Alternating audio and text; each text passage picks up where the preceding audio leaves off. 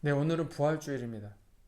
예수님께서 십자가에 못 박혀 돌아가시고 무덤에 장사되셨습니다. 그리고 장사되신 지 3일 후에 막달라 마리아와 마리아가 예수님의 무덤에 갑니다. 근데 이 유대인들은요, 장례식 후에 3일이 지나면 그 가족들이 무덤에 가는 풍습이 있습니다. 진짜로 그 사람이 죽었는지 확실하게 하기 위해서 그렇습니다. 이유는 그것인데요. 근데 이 막달라 마리아라는 이 인물은요, 이 여자는 예수님께서 돌아가실 때도 멀리서 바라보았던 사람이에요. 그 제자들은 다 도망갔잖아요. 근데 그 여인들은 멀리서 예수님께서 죽으시는 그 장면을 지켜보았단 말이에요. 그 가운데는 막달라 마리아도 있었고 예수님의 어머니이신 마리아도 있었죠. 이 예수님의 죽으심 그리고 부활하심의 모든 순간에 여인들이 있었어요. 마지막까지 남았던 건 여인들이에요. 예수님께서 십자가에 못 박히시고 소리를 지르시며 돌아가셨습니다. 나의 하나님, 나의 하나님, 어찌하여 나를 버리시나이까? 예수님께서 돌아가시는 것을 멀리서 바라보았죠. 여인들이. 마태복음 27장 55절에서 56절입니다. 예수를 섬기며 갈릴리에서부터 쫓아온 많은 여자가 거기 있어 멀리서 바라보고 있으니 그 중에 막달라 마리아와 또 야고보와 요셉의 어머니 마리아와 또 세베대의 아들들의 어머니도 있더라. 이 장면에 멀리서 예수님의 죽으심을 바라본 여인들은 나오는데 제자들은 나오지 않죠. 근데 다른 이제 복음서인 요한복음에는 사도 요한이 예수님의 어머니 마리아와 막달라 마리아와 그 다른 여인들과 함께하는 장면이 나와요. 사도 요한은 나와요. 요한복음에는. 이 마태복음에는 비록 나오지 않지만 이 여자들이 예수님께서 죽으실 때 함께 하셨고 제자들은 보이지 않아요. 사도 요한 외에는. 그렇죠?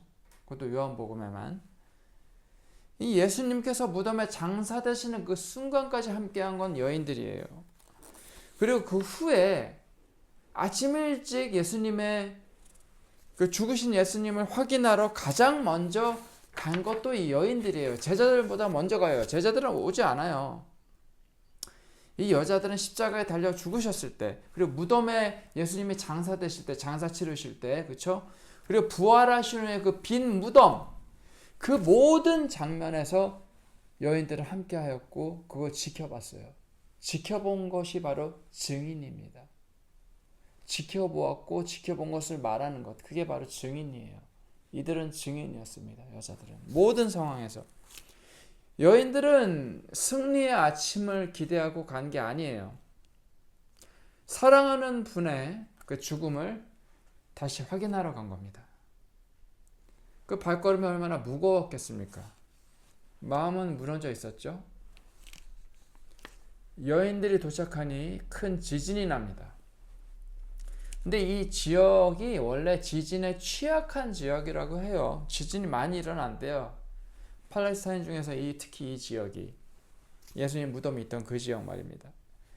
본문에서는 지진이 나면서 나타난 천사가 있다 그래요. 천사가 나타나서 돌을 굴리고 그 위에 앉았다고 나옵니다. 이 돌이 바로 그 무덤을 막는 돌인데 이게 뭐 돌을 굴렸다는 거 보니까 돌이 둥근 형태였던 걸로 묘사가 되는 건데 하지만 대체로 그 당시에 그 시대에 무덤 앞에 놓는 돌은 플러그 형태의 돌이었다 그래요. 그러니까 딱 무덤의 입구에 끼워 넣을 수 있는 형태라 그래요. 어쨌거나 이 천사의 모습에 번개가 없고 그 옷이 눈같이 휘다고 표현하는데 이 번개 같다는 표현은 눈부실 정도로 빛나는 천사의 모습을 나타내는 거예요. 눈부실 정도로 빛이 났다는 거예요. 천사의 모습이 일반적이지 않고. 그리고 하얀색의 옷은 천사의 그런 눈부신 그 광채 그리고 그 순수함을 드러내는 거예요. 이 천사가 눈부신 빛 가운데서 광채 가운데서 여인들에게 말합니다. 무서워하지 말아라. 십자가에 못 박히신 예수님을 너네가 찾는 거 알고 있다. 무서워하지 말아라. 예수님께서 여기 무덤에 계시지 않는다. 하지만 그분께서 말씀하셨다시피 살아나셨다. 누우셨던 곳을 봐라. 비어있다. 빨리 가서 예수님의 제자들에게 가서 전해라. 말해라. 예수님께서 죽은 자 가운데서 살아나셨고 너희보다 먼저 제자들보다 먼저 갈릴리로 먼저 가신다. 거기서 너희가 예수님을 볼 것이다. 보라 내가 너희에게 말했다. 이미 말한 거다. 이 말을 제자들에게 전하라고 알려주죠. 이 예수님의 제자들 여기 안 나타나죠? 예수님의 제자들 그리고 남성들보다 예수님께서 부활하셨음을 먼저 알게 된 것들은 여자들이에요. 그리고 예수님의 부활을 제자들에게 전하기로 예수님과 천사들로부터 지명받은 사람, 택함받은 사람들은 바로 이 여자들입니다.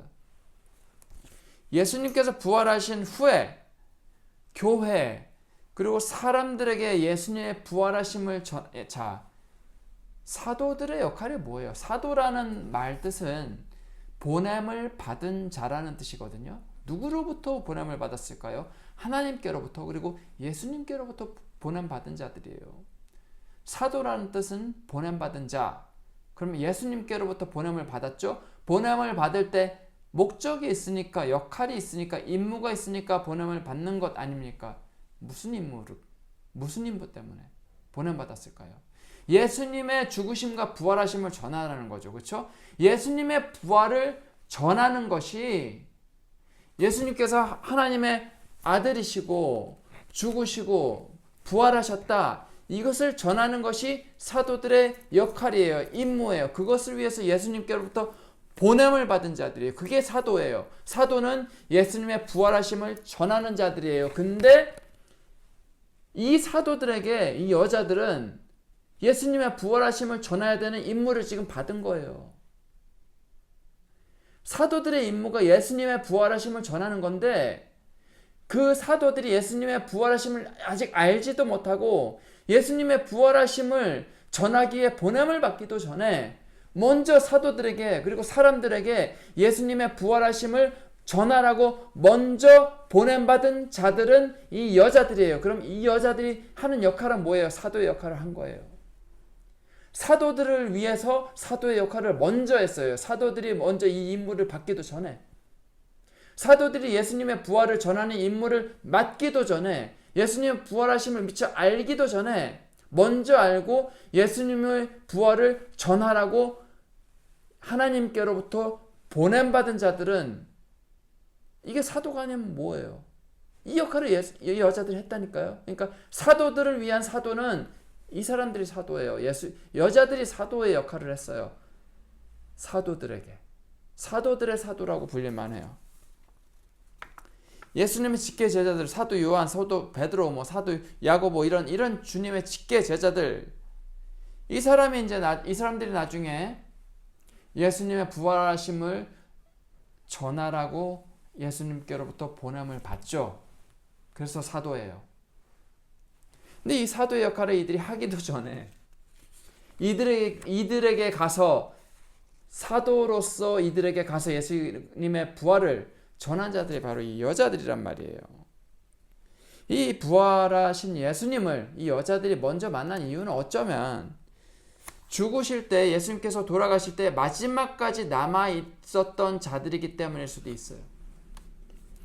여자들은 제자들에게 예수님의 소식을 전하려고 이제 가려고 해요. 근데 예수님께서 그곳에서 그들을 만나십니다. 여인들을 만나주세요. 예수님을 천사로부터 하나님의 뜻을 전달받고서 가잖아요. 이제 예수님의 부활하심을 사람들에게 제자들에게 전해야겠다고 가는데 거기서 예수님께서 나타나시는 거예요. 예수님께서 만나 주셨어요. 예수님을 만난 여자들은 바로 알아봐요. 예수님을. 이 여자들은 예수님을 알아봐요.